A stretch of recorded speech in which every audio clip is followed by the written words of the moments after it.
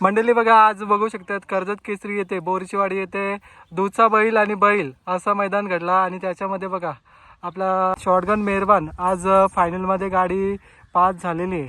तर चाहते वर्ग असतात किंवा सवंगडी बोला, त्यांची जरा संवाद साधूया, कारण की आजचा गुलाल किती महत्त्वाचा होता आणि त्यांची कुठेतरी मेहनत आज कामी आली, कारण की बैलाच्या मागे खूप मेहनत घेतात सवंगडी.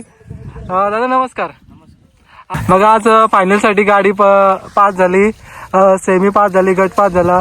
काय सांगाल, किती मेहनत होती आजची आणि काय सांगाल आजच्या आनंदाबद्दल? आणि एवढे दिवस आपला स्ट्रगल चालू होता आणि कुठेतरी गुलाल पण भेटत नव्हता आणि आज बघा नशिबाचा गुलाल मेहरबानच्या डोकी आणि आपल्या डोकी लागलेल्या कपालाला. तर काय सांगाल तुम्ही? खूप आनंद वाटतंय का आज बैल गुलाल घेतला. बैल किती जरा आजारी होता, त्यानंतर आजारातून आला आणि फायनलला राहिला. खूप आनंद वाटतो. बरोबर आहे. आणि कुठेतरी बघा ना, खूप दिवसानंतर बैल निघाला आपला आणि कुठेतरी तुमची पण जिम्मेदारी होती, कारण की सुट्टी मेकरांची कसरत किंवा सर्व फॅन फॉलोईंगची म्हणजे नजरा आज लागल्या होत्या, कारण की मेहरबानला गुलालामध्ये ठेवण्यासाठी किंवा गुलालामध्ये राहण्यासाठी. भाऊ काय बोलणार? बैल आजारी होता आणि गुलाल घ्यावी अशी इच्छा होती, त्यांनी गुलाल प्राप्त करून दिला. खूप अभिमान वाटतो. बरोबर आहे. भाऊ बघा, आज कानादादा असतील किंवा ज्ञानदादा असतील किंवा दीपकदादा असतील, त्यांनी तुम्हाला जबाबदारी म्हणजे दिलेली असते बैलाची. आपला बैलाची फिटनेस किंवा चारापाणी किंवा इतर गोष्टी म्हणजे चालवायच्या झाल्या, तुम्ही कशा प्रकारे म्हणजे काम करता? जबाबदारी तर सगळेच पार पाडतात, कारण की बैल आजारी होता तेव्हा पण 3 दिवस सकाळ दुपार संध्याकाळ पोरं गोट्यावर यायची. ताप भरपूर होता, 3 दिवस ताप पण काय उतरत नव्हता बैलाचा. वाटलं नव्हतं का आज या मैदानात बैल पडेल म्हणून, पण देवाच्या कृपेने काल थोडा फ्रेश वाटला बैल. मग नियोजन कर या मैदानात बैल पडलेला. सर्वच पोरं मेहनत घेतात सकाळपासून संध्याकाळी मैदानात आल्यावर घरी जायपर्यंत बैलाकडे सर्वांचंच लक्ष असतं. बरोबर आहे भाऊ. पहिल्यांदा बघा आपल्याला गटाला बोलतात ना, गट पास व्हायला खूप चॅलेंज पण असतं, कारण की सुरुवात तिथूनच असते. आणि कुठेतरी सुरुवात कशी काय झाली? मग सुरुवात काय नाही, आज आम्हाला मैदानात यायला थोडा लेट झाला होता. मग बैल आम्ही तसा टेम्पोतून उतरवून तसा धावत खाली नेला, झुकला आणि लगेच गाडी सुटली, तर बैल थोडा कमी पळाला. तर आता त्यांनी फायनलला करून दाखवला, 3 नंबर आला वाटतं. अजून काय डिक्लेअर झाला नाही डिसिजन.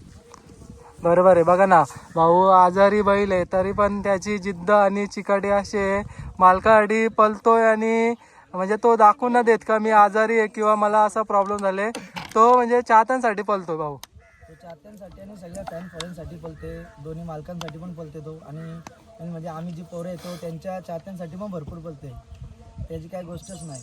आज त्यांनी थोडासा नाराज केला होता गटाला, पण तो दमल्यामुळं आम्ही पण काही. बरोबर आहे. पण बघा ना, त्याच्या हिमतीनुसार तो म्हणजे करून दाखवतो. म्हणजे काय बोलणार? तो काय करून दाखवतो, कधी कधी पुढं कधी मागं असं काय नसतं त्याचा. पण ज्यावेळी बैल 3 फेरे काढतो ना, तेव्हा 1 नंबरमध्येच नेतो आम्ही. बरोबर आहे भाऊ. बघा जेव्हा आपला मेहरबान आहे ना 3 फेऱ्याला पळतो ना, तेव्हा कायम स्वरूपामध्ये म्हणजे असं गुलालामध्ये राहतो. म्हणजे असा एखादा मैदान गेला असेल, पण बहुतेक करून जेव्हा पळाला तेव्हा नक्कीच फायनलमध्ये बसतो आणि गुलाल देत असतो भाऊ. मागच्या वेळेला पण पळाला होता, तेव्हा पण फायनलसाठी पात्र झाला होता. हा, जेवढे पण 3 फेरे केले त्यातले 1-2 वाटतं फेऱ्यांमध्ये काही बैल गटपास नव्हतं झाला.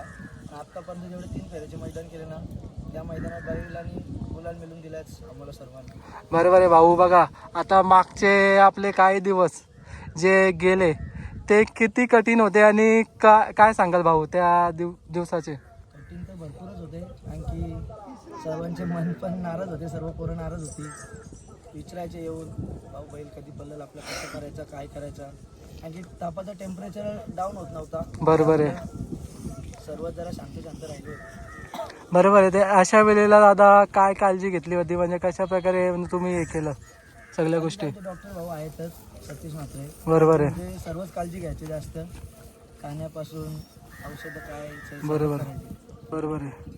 थँक्यू. बघा आज गुलाल झाला, चाहत्यांना पण आनंद आहे आणि आपल्याला पण आनंद आहे, कारण की एवढे दिवस गुलाल भेटत नव्हता आणि आज शेवटीला गुलाल भेटलेला आहे. असंच गुलालमध्ये राहावं आपला मेहरबान. गणपती बाप्पा करून प्रार्थना. आणि तुम्ही वेळ दिली त्याच्याबद्दल धन्यवाद. प्रथम तर तुमचं धन्यवाद. थँक्यू.